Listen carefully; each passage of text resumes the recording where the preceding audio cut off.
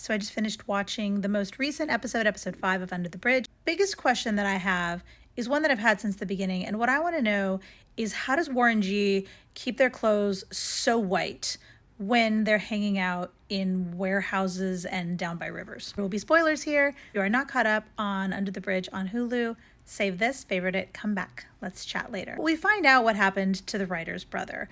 Not a ton of information, but enough. We know now that he drowned in the ocean, that she was there, and that she felt like it was her fault. We don't really know the circumstances, but I think because Rena also was unalived in water, she felt this kinship with the two deaths that maybe was a little bit triggering for her. We find all of this out because she drops acid with Warren G, and the two of them are like sitting in some room somewhere, Warren maintaining the whiteness of his pants while they are confessing things to each other. Initially, I was thinking, like, why is she in this warehouse doing drugs with children? Come on, lady, make better choices. And I understand she was trying to get them to trust her, but was that really going to work out the way she thought it was? No. And it could have gone very badly. Maybe let's not do that. Anyway, it seems to have worked out. Now she's just hanging out with a child on drugs. The main takeaway from this episode is Dusty and Dusty's struggle with right and wrong.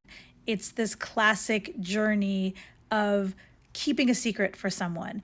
And I always think about this and I think, I don't think I could do it in a situation like this. If I knew that one of my friends had unalived someone, especially someone that I did consider a friend, even if I didn't say it outwardly, I don't think that that's a secret I could hold. Now, obviously, I don't understand the dynamics of these girls and their desire to fit in with each other, but it's just a real bummer that she's sitting there with Cam at the police station with the opportunity to say who did it, and she doesn't.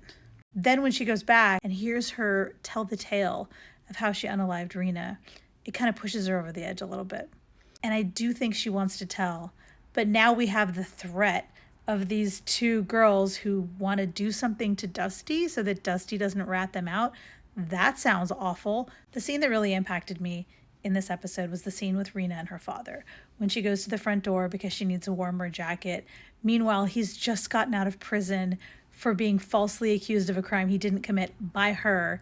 And he's saying to her, I can't trust you. I can't be in a room with you. What are they going to think? What are you going to tell them? And then when she turns her back, he puts a jacket outside the door for her, because at the end of the day, he's her dad and he doesn't want her to be cold. Heartbreaking. Everything about this story is so brutal. It's hard to watch it unfold because there are so many points at which things could have been different.